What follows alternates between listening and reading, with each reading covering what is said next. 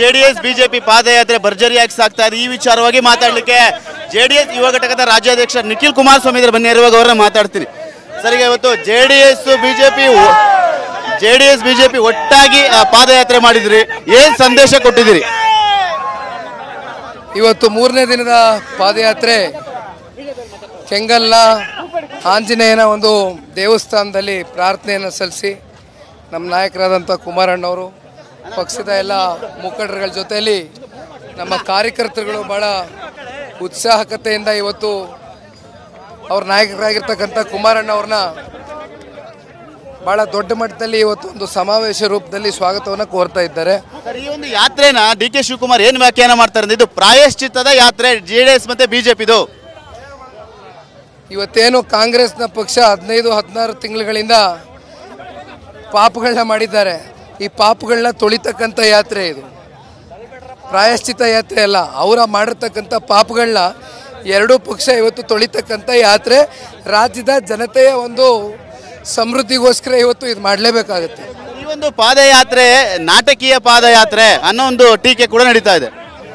ಈ ಪಾದಯಾತ್ರೆಯನ್ನು ತಾರ್ಕಿಕ ಹಂತಕ್ಕೆ ತಗೊಂಡೋಗ್ತಕ್ಕಂಥದ್ದು, ಅದರಲ್ಲಿ ಯಾವುದೇ ಸಂಶಯ ಬೇಡ.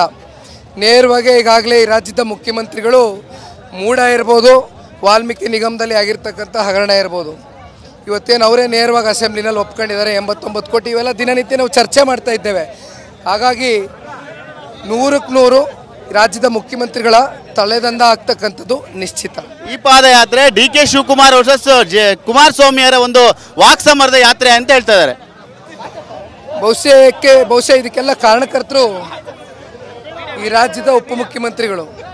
ಡಿ ಕೆ ಶಿವಕುಮಾರ್ ಅವರ ಮಾತುಗಳು ಯಾವ ರೀತಿ ಬಿಡದಿಯಿಂದ ಪ್ರಾರಂಭ ಮಾಡಿದರು, ನಿನ್ನೆ ಚನ್ನಪಟ್ಟಣದಲ್ಲಿ ಯಾವ್ಯಾವ ರೀತಿ ಕಾಂಗ್ರೆಸ್ನ ನಾಯಕರುಗಳು ಮಾತುಗಳನ್ನ ಆಡಿದ್ದಾರೆ, ಇದೆಲ್ಲ ರಾಜ್ಯದ ಜನತೆ ಗಮನಿಸ್ತಾ ಇದ್ದಾರೆ.